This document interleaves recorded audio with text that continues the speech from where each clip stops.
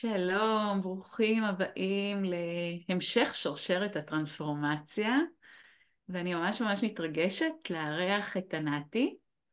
האמת היא שאנחנו לא כל כך מכירות, אבל משהו בנשמה שלי קרא לי להזמין אותה לדבר כאן היום. אז אני רוצה להציג אותה. ענתי בת 62, היא אימא לאוריים ושיים, אומנית, יוצרת רב-תחומית ופרפורמרית. היא מלווה תהליכי התפתחות וריפוי עם צללים מרפאים, קערות טיבטיות, שימוש בקול ובמדיטציות. היא בתהליך החלמה מסרטן השחלות, שזה מסע התקרבות למהות, ריפוי הלב, הקשבה למסרים מהנשמה והסכמה להשתנות. אז וואו, עם פתיחה כזאתי, אין לי מה לומר חוץ וואו, ברוכה הבאה, אני ממש מתרגשת לארח אותך כאן. תודה רבה. אז אולי תתחילי בלהגיד לנו על הטרנספורמציה שלך, עלייך. אוקיי, אז כבר לפני 9 שנים, בסוף שנת 2014, כשנפגשתי לראשונה עם הדיאגנוזה סרטן השחלות, אני הבנתי שיש פה מסר מהנשמה.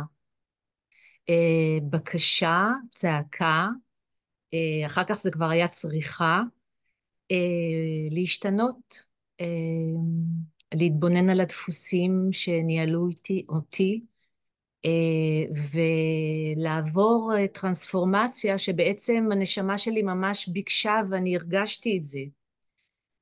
באותם ימים זה מאוד לא הפליא אותי, הדיאגנוזה הזאתי. אני שנתיים לפני כן, לפני בכלל שהסרטן בצבץ בתוכי והתחיל להתהוות, אני שאלתי את עצמי מה יש לי בבטן.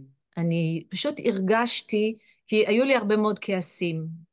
מציאות החיים שלי הייתה כזאת שהייתי בתוך מערכת יחסים לא מספקת, בארץ זרה. גרתי 17 שנים בבלגיה. עם הבן זוג שלי יצרנו תיאטרון ביחד, אז היינו רוב הזמן ביחד, אבל במערכת יחסים לא טובה, שהלכה והתדרדרה. ובסופו של דבר באמצע 2013 חזרתי לארץ עם אוליביה, בן הזוג שלי, ושני הילדים שילדתי בבלגיה. אז הגענו כמשפחה מפורקת, ואני הגעתי באפיסת כוחות, על מערכת יחסים שלמעשה נצמדתי אליה.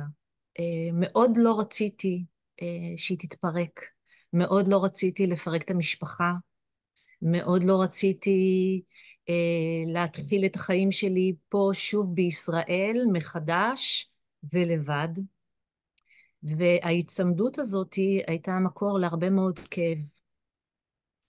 כך שכשהבנתי שחליתי, זאת לא הייתה הפתעה.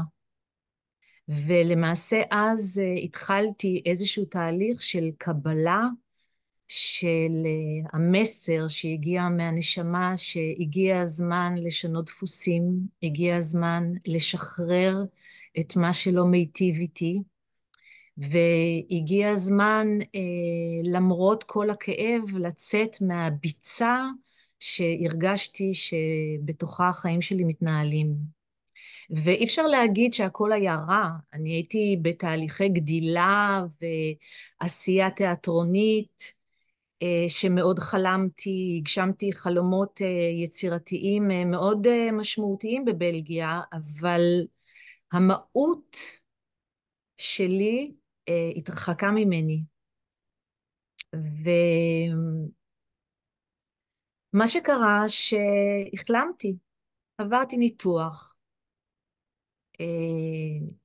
ועברתי, וגם ידעתי בעצם שהמחלה עצמה היא לא רק כשל פיזי, זה כשל פיזי שמגיע